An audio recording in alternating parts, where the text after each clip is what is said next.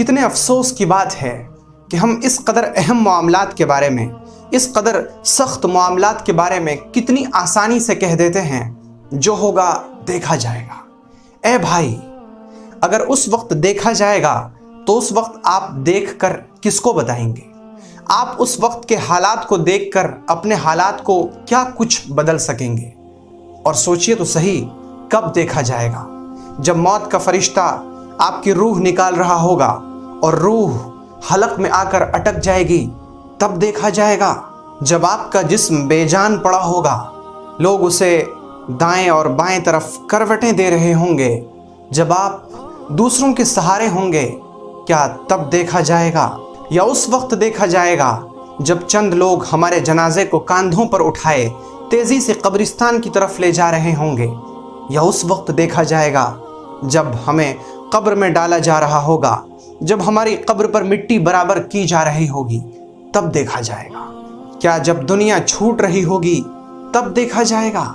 یا وہ عورتیں جنہیں اپنے حسن پر بہت زیادہ ناز ہے، جو بن کر سج اور سنور کر گھر سے باہر بے پردہ نکلتی ہیں، جن کی وجہ سے لوگ گناہوں میں مبتلا ہوتے ہیں، جب ان خواتین کے جسموں پر سانپ لوٹ رہے ہوں گے، کیا تب دیکھا جائے گا؟ یا جب فرشتے سروں کو ہتھوڑوں سے کچل رہے ہوں گے، تب دیکھا جائے گا؟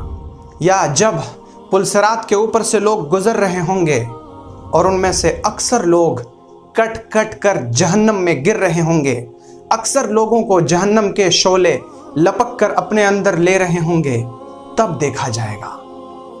نہیں نہیں اے میرے بھائی، نہیں اے میری بہن، ہم اس وقت بالکل بھی نہیں دیکھ پائیں گے۔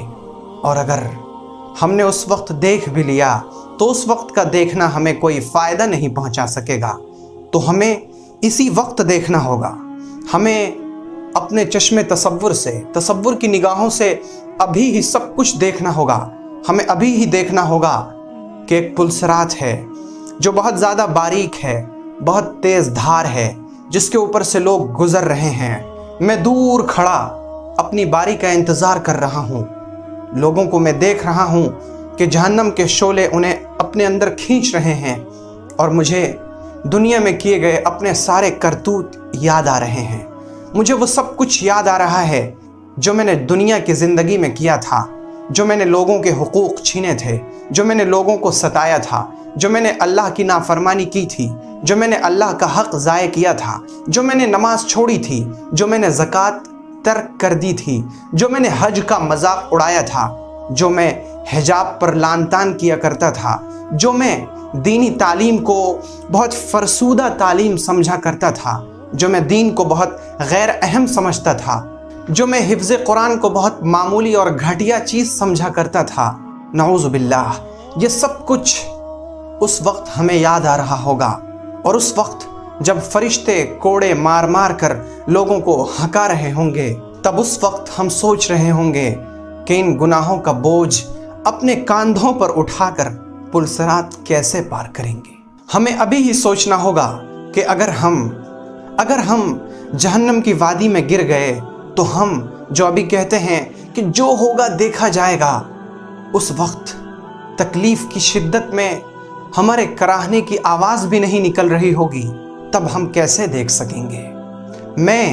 میں جو ہر واعظ کے واعظ پر، ہر شیخ الحدیث کی حدیث پر، ہر اچھی بات کرنے والے کی اچھی بات پر کہہ دیتا تھا کہ جو ہوگا دیکھا جائے گا، آج میرا یہ حال ہے کہ میں اندھیرے میں ڈوبا ہوا ہوں، آج میری کوئی مدد کرنے والا نہیں۔ ہائے افسوس کہ توبہ کے بغیر موت آ گئی اور میں جو ہوگا دیکھا جائے گا ہی کہتا رہ گیا۔ اے میرے بھائی، اگر ہم نے توبہ نہ کی تو اس وقت ہمیں سمجھ آئے گا کہ زندگی تو تباہ ہو گئی، ہم تو برباد ہو گئے، بغیر توبہ کے موت آ گئی اور ہم کچھ کر ہی نہیں سکے۔ آج ہم نے زندگی کو مذاق سمجھ رکھا ہے، ہم شاید جینے کے لیے جی رہے ہیں، جبکہ ہمیں اس لیے بھیجا گیا تھا تاکہ ہم مرنے کے لیے جئیں۔